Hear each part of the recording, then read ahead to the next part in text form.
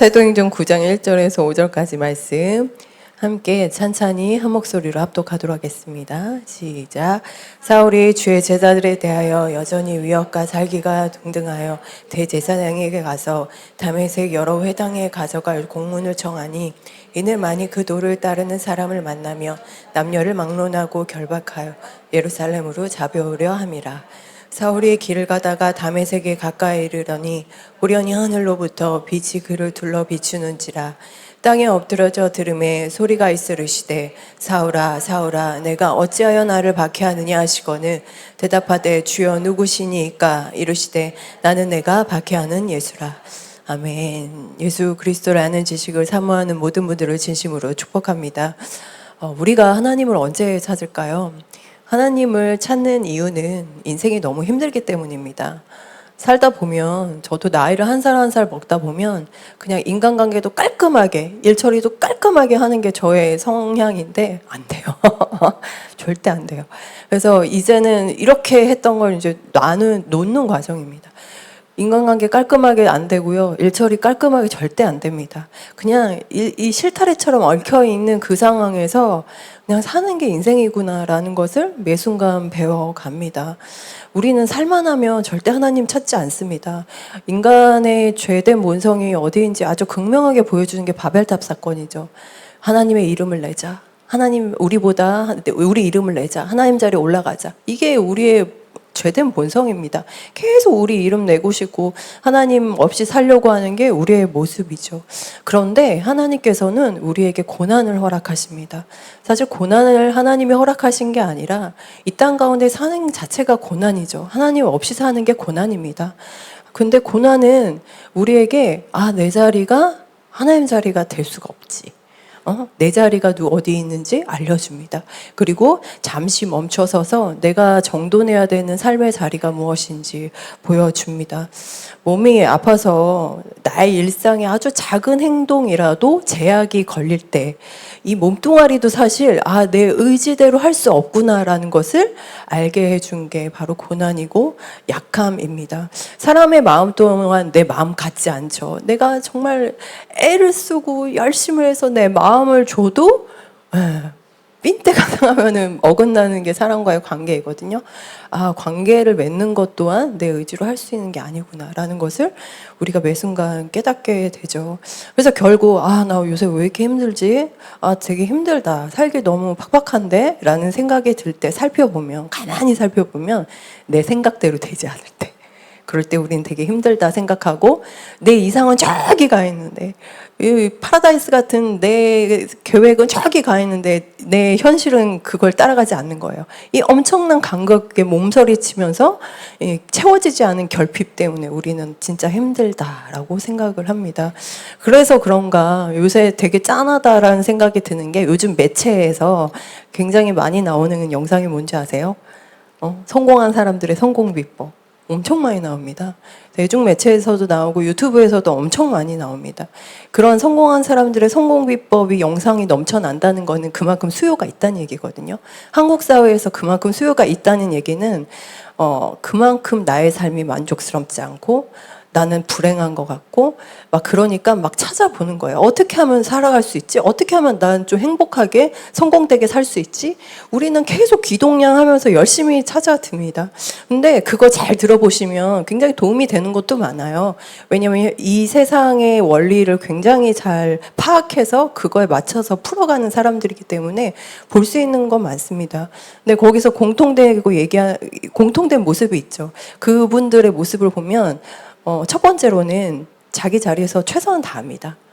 그리고 기본기에 굉장히 충실해요. 그래서 루틴된 삶을 굉장히 충실하게 살아가는 게 그분들의 모습인데, 근데 그것만 있지 않습니다. 항상 보면은 굉장히 예의주시에게서 보는 게 뭐냐면, 그렇게 사는데 이 이야기는 꼭 해요. 뭐냐면은, 제가 이 자리까지 오게 된 거는 운입니다. 라고 얘기해요. 거의 대부분의 성공한 몇 프로의 성공한 사람들은 제가 이 자리까지 오게 된 건 운입니다 라고 얘기를 해요. 우리가 이 말은 뭘 뜻할까요? 우리가 그동안 세계관을 계속 봤죠. 자연주의나 구조주의 같이 뭐 시스템이나 이런 눈에 보이는 제도로 아무리 열심히 살아간다고 해도 한계가 있더라. 내가 아무리 열심히 살아도 내 열심 너머에 어떤 신적인 능력이 있는 게 필요하더라라는 것을 그 성공한 사람들은 그 경계선까지 본 거예요. 우리 사랑하는 성도 여러분, 그 경계선을 반드시 경험하시는 은혜가 있기를 기도드립니다. 내가 했는데 안 되더라. 이거 뭐지? 근데 그 너머에 나에게도 운이 있구나라는 것을 경험하기를 원합니다. 요거 비슷한 얘기를 한 사람이 성경에도 있어요. 근데 하나님 믿지 않은 사람이 동일한 얘기를 했거든요. 바로 요즘에 이제 3차 귀환을 이끈 느헤미야를 묵상하고 있는데 이 포로 귀환을 하게끔 해준 이방나라 왕이 있습니다. 바로 고레스 왕인데 이 사람이 바벨론을 무너뜨리고 대제국을 건설하면서 이스라엘 백성들을 포로로 있던 이스라엘 백성들을 예루살렘으로 이렇게 귀환을 시키는 장본이거든요. 근데 이 사람이 이렇게 고백을 합니다. 1절 그리고 2절 말씀인데 네, 함께 합독하도록 하겠습니다. 시작. 바산 고레스 원년에 여호와께서 예레미야 입을 통하여 하신 말씀을 이루게 하시려고 바산 고레스의 마음을 감동시키매 그가 온 나라에 공표도 하고 조사해 내려 이르되 바산 고레스 하늘의 하나님 여호와께서 세상 모든 나라를 내게 주셨고 나에게 명령하사 유다 예루살렘의 성전을 건축하라 하셨나니 하나님을 믿지 않는 이방나라 왕인 고레스 왕이 뭐라고 얘기합니까? 하나님이 세상 모든 나라를 내게 주셨다. 하나님 믿지 않는 사람이에요. 다른 말로 하면 제가 운이 좋아서 이렇게 여기까지 왔습니다 라고 고백하는 겁니다. 사랑하는 성도 여러분, 우리 성도님들의 삶에도 계속 기도드리는 거는 이런 고백이 넘쳐나기를 원합니다.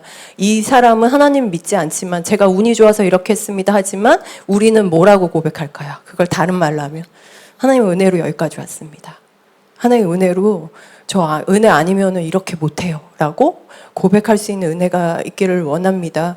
여전히 현실의 세계에 보여지는 상황에서 그리고 현실에서 계속 이야기하는 시스템에 맞춰서 살아가느라 현재만 보느라 하나님이 오늘 하루 우리에게 모든 걸 다 내어주신 그 은혜를 보지 못하는 믿음의 감각 없이 사는 우리가 되지 않기를 기도드립니다.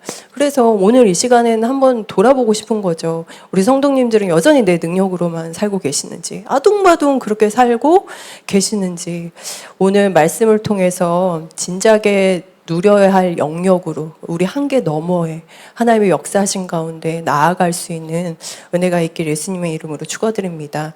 오늘 이제 9번째 시간이죠. 하고 다음 시간에 이제 마지막 시간인데 오늘 뉴에이지에 대해서 이야기를 하고 말씀을 좀 보려고 합니다.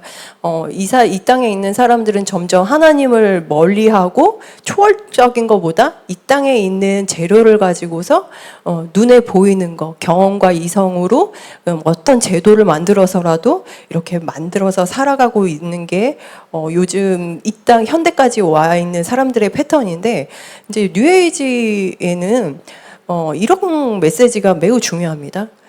하나님 없이 내 안에서 긍정하며 내 가능성을 찾다 보니 뉴에이지에는 결국 모든 종교는 한 곳에서 모인다고 얘기하는데 화면을 띄워주셨죠. 뉴에이지 세계관은 이겁니다. 우리는 다 신적 존재라고 신적 능력이 있는데 우리가 이 신적인 능력을 제대로 발현하지 못하는 건 내가 깨닫지 못하는 거야. 그래서 내가 깨닫기만 하면 구원에 이르는 길을 얻을 수 있어. 그래서 내 안에 있는 신을 깨우기 위해서 각성하기 위해서 뭘 할까요? 잠재되어 있는 신적인 능력을 깨우기 위해서 뭘 할까요? 예를 들어서 이런 거죠. 첫 번째로는 화면을 그다음 거 띄워주시면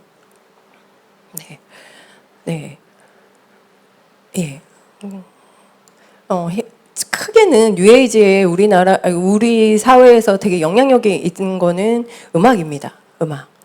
음악인데 뭐 주변에 있는 뭐 자연의 물소리, 뭐 반복되는 소리들, 뭐 이런 소리들을 가지고서 그냥 나에게 그 소리를 들음으로 인해서 자연과의 조화가 이루고 내면의 평화를 이루고 그리고 어떤 경우에는 막 황홀경 상태로 막 가게끔 만들어요.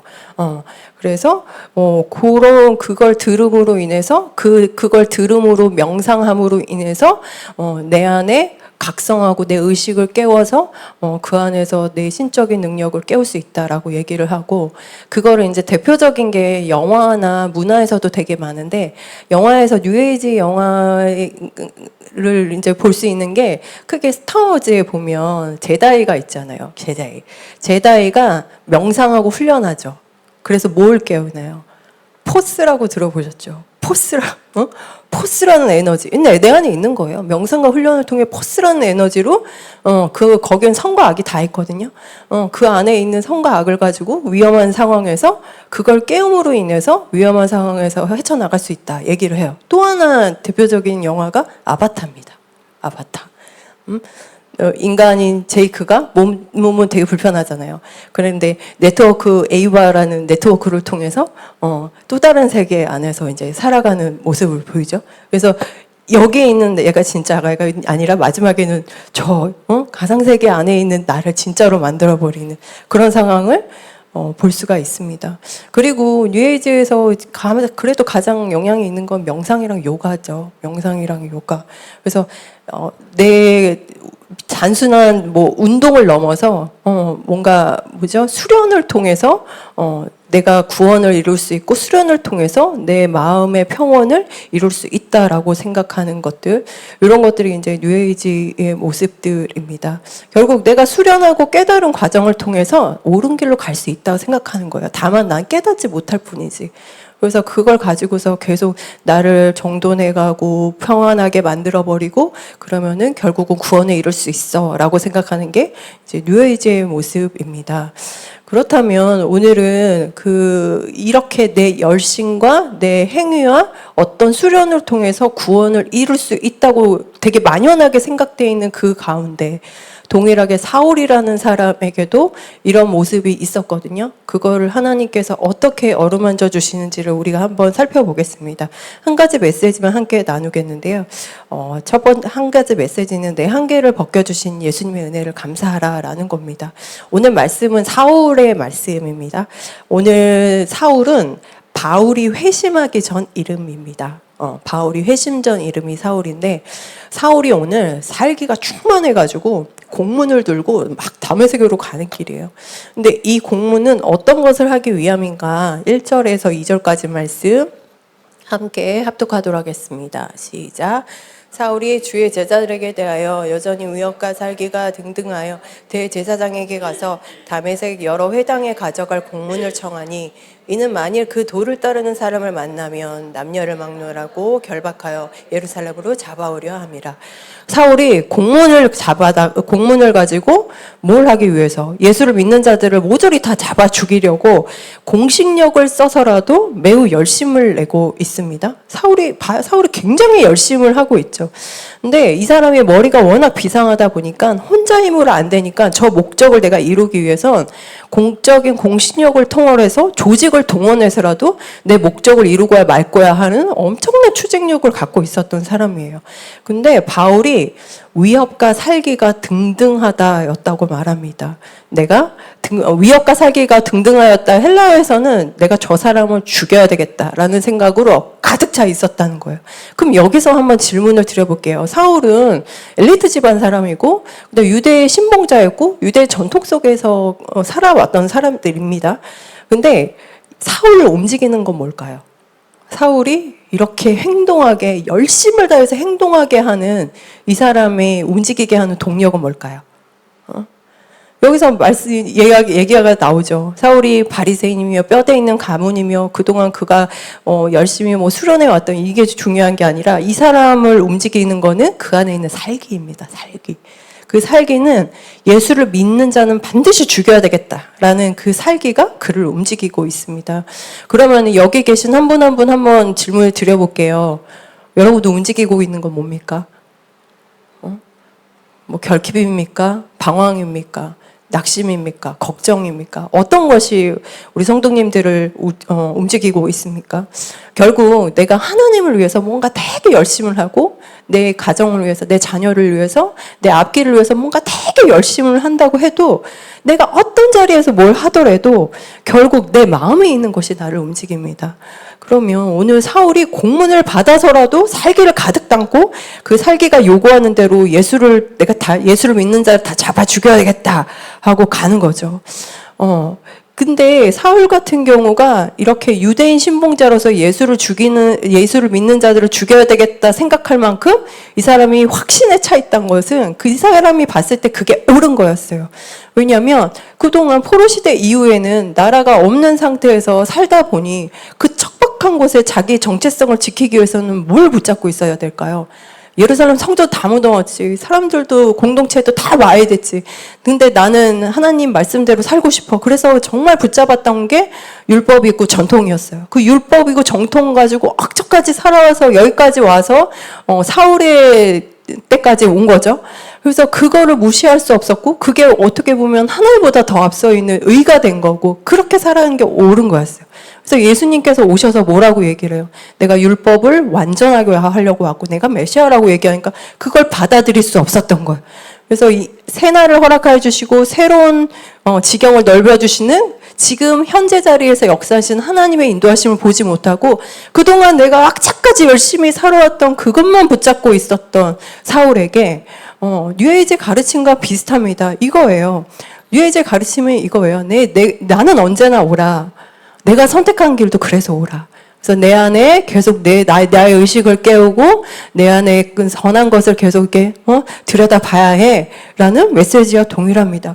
그럴 때 하나님께서 사울을 은혜 내려주시죠. 그래서 사울이 이런 일이 겪게 됩니다. 스스로 깨달음과 노력으로 살아가던 그에게 오늘 말씀에 압도적인 빛이 임합니다. 그리고 사울이 맹신하던 종교적 확신 그리고 종교적 노력을 산산조각낸 빛이 임했는데 오늘 3절에서 5절까지 말씀인데 함께 합독하도록 하겠습니다. 시작. 회색에 가까이 이르더니 호련히 하늘로부터 빛이 그를 둘러 비추는지라 땅에 엎드려져서 들음에 소리가 있어 이르되 사울아 사울아 내가 어찌하여 나를 박해하느냐 하시거늘 대답하되 주여 누구시니까 이르시되 나는 내가 박해하는 예수라. 사울이 다메섹으로 공문을 들고 막 조직 동원해가지고 내가 어떻게든 죽여야 되겠다 이게 나한테 옳은 거야 열심을 내서 가는 그 길에 사방에 빛이 둘러 있는 걸 봤어요. 근데 사울이 빛을 봤어요. 이건 뭘 뜻할까요? 구약에 정통한 사람이라면 빛이 뭔지는 압니다. 그게 뭐냐면 구약에서 빛은 하나님의 임재예요. 하나님의 영광이에요. 그러니까 그냥 뭐 이렇게 반짝반짝 빛이 나는 이게 아니라 사울이 빛을 봤을 때 하나님의 영광이 임했구나. 하나님이 나와 함께 하시구나라고 생각할 수 있죠. 왜냐하면 구약에 정통했던 사람이기 때문에 그 빛이 어떤 것을 말하는지 사울은 너무나 잘 알았어요. 근데 그 빛 가운데서 무슨 말씀이 들어요? 사울아, 사울아, 네가 왜 나를 박해하느냐라고 얘기를 하죠. 저 되게 열심히 살았어요. 되게 열심히 옳다고 생각한 걸 살았어요 했는데 그렇게 사는 게 옳은 게 아니야라고 이 사람이 발견을 하게 된 겁니다. 하나님의 빛이 결국 예수님을 통해서 동일하게 드러난다는 것을 이 사람이 발견한 겁니다. 잘했다고 해주신 게 아니라 왜 나를 박해하느냐고 하고 그래서 물어보죠. 누구십니까? 라고 할 때 나는 네가 박해하는 예수다 라고 얘기를 합니다. 사랑하는 여러분, 이 지점이 우리에게 은혜인 줄 믿습니다. 우리는요, 한국 사람들 굉장히 열심히 살아서 되게 열심히 살 거예요. 뭘 하든지 되게 열심히 살 거예요. 그리고 잘 살고 싶으니까, 행복하고 싶으니까. 그러니까 어떻게든 여거저거 찾아서라도 열심을 해서 우리 삶에, 우리 가정에 구원을 이루고 싶어 하는 게 우리의 모습입니다. 그럴 때마다 계속 브레이크를 걸어주시죠. 걸어주시고. 내가 옳다고 여기는데 갔는데 아니라고 했을 때. 그렇게 우리에게 다시 한번 브레이크를 걸어주시고 한계가 있다는 것을 알려주신 것이 은혜인 줄 믿습니다. 그렇다면 하나님의 빛이 예수님이라는 사실을 무엇을 알려줄까요? 두 가지를 알려줍니다. 첫 번째는 구원은 인간의 노력이나 깨달음에서 절대 오지 않습니다. 요즘 시대에 명상이나 어떤 수행을 통해서 어떤 영적인 경험을 통해서 갈 수 있다고 얘기를 하지만 구원의 길은 철저히 예수님밖에 없다는 것을 우리에게 알려줍니다. 그것을 알려주시려고 사울의 그 기세 등등한 그 사울에게 눈을 멀게 하고 진짜 실제로 아무것도 할 수 없게 기세 등등한 사울이 정말 꼬꾸라질 수밖에 없게 만들었던 그 하나님의 신실하심을 오늘 같이 한번 보기를 원합니다. 그것이 은혜이죠. 그리고 두 번째는 뭡니까? 구원은 나의 길이 아니라 주님의 길을 발견하는 겁니다. 아마 사울이 그냥 예수님이 만나지 않았으면 어떻게든 그렇게 살았을 거예요. 잡아 죽이는 걸로. 내 안에 살기가 가득해서 아무리 잡아 죽였다고 한들 그 사람은 계속 지옥 속에서 살았겠죠. 근데 사울에게 브레이크를 걸어주시고 그 길이 내가 가는 길이 아니라는 거. 하나님의 영광의 길은 예수님이 이 땅 가운데 보여주신 그 길이 영광된 길이라는 것을 조금씩 조정해 주시는 하나님의 모습을 볼 수 있습니다. 사랑하는 여러분, 그렇다면 오늘 우리가 말씀을 받았는데 이 가운데서 우리가 해야 될 믿음의 응답을 무엇일까요? 나의 깨달음, 그리고 나의 열심으로 구원을 이룰 수 있다는 그런 뉴에이지 세계관에 벗어나기 위해서 내가 할 수 있는 믿음의 응답은 무엇일까요? 먼저 첫 번째로는 오늘 나의 열심, 나를 움직이는 동기를 점검하는 은혜가 있기를 원합니다. 이 열심과 애씀이 나의 만족입니까? 아니면 하나님의 부르심입니까? 나의 열심과 애씀이 내 안에 있는 살기입니까? 사울 같은 그런 살기 같은 때문에 하는 건지, 아니면 주님이 계속 변함없이 불러주시는 그 부르심에 응답하는 그런 믿음의 걸음인지, 지금 가정에서 그리고 교회에서 다른 이들에게, 우리 자녀들에게 보여지는 그 마음의 열심의 동기가 내 생각을 고집부리고 있는 건 아닌지, 그렇게 성령께서 오늘 이 시간 드러내 주신 은혜가 있기를 원합니다. 그래서 두 번째로는 반드시 은혜의 영역을 고백하십시오. 내 열심, 내 생각이 아니라 요 한계까지 왔으면 하나님, 제가 이렇게 한계밖에 없는 인간이네요. 여기밖에 할 수 없는 인간인데요. 근데 하나님, 이렇게 넘어서 은혜의 영역까지 맛보기를 원합니다. 우리 가정에, 내 삶에, 내 인생길 가운데, 우리 교회 공동체 가운데 조금만 넘어서 은혜의 영역까지 가는 은혜가 있기를 원합니다. 내 마음을 넓게 열기를 원합니다. 주님 채워주십시오. 그렇게 기도하며 나아가는 은혜가 있기를 원합니다. 오늘 사울이 만난 예수님의 빛, 그리고 앞서 처음에 얘기했던 고레스 왕이 고백했던 하나님이 이 나라의 모든 걸 나에게 주셨습니다 하는 고백이 우리에게 있기를 원합니다. 그 은혜의 고백을 풍성히 누리는 저와 여러분이 되시길 기도드립니다.